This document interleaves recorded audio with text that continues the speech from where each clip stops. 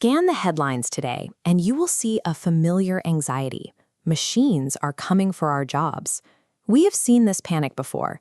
Back in the 1980s, the fear was that heavy industrial robotic arms would hollow out the entire manufacturing workforce.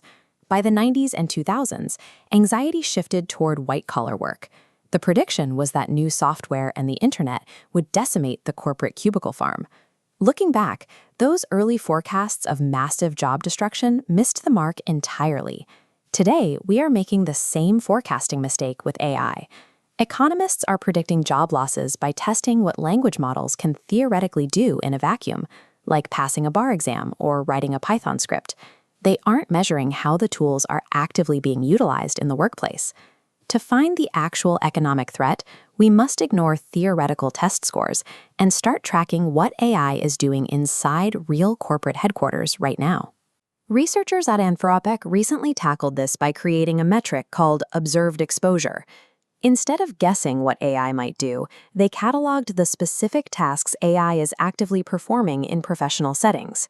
When you filter the workforce through that real-world data, the profile of the most vulnerable worker completely subverts our expectations.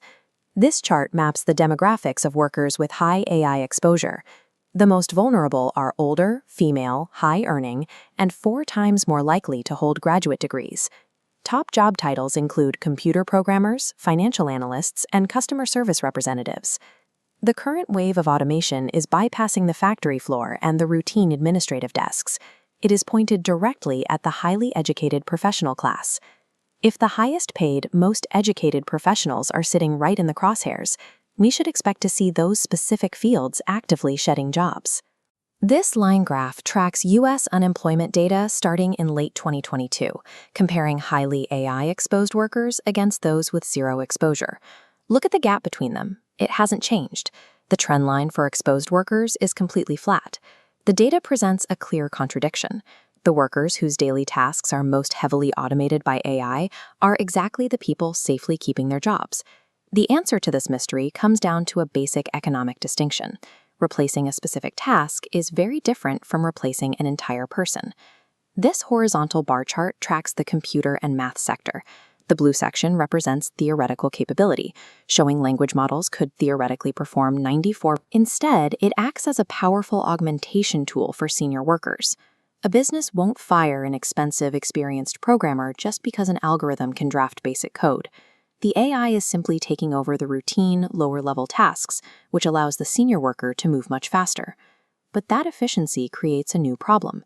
If senior staff are using AI to complete a third of their daily workload, that represents a massive chunk of labor demand that has vanished from the market. To find out where that demand went, we have to stop looking at people who already have jobs and start looking at the hiring data for people trying to enter the workforce. The economic hit is landing almost entirely on recent college graduates, specifically those between the ages of 22 and 25. This descending line chart tracks new job starts for that exact age group in highly exposed occupations. Since 2022, the job-finding rate for these young workers has quietly dropped by a sharp 14%. Companies aren't handing out pink slips to their veteran employees.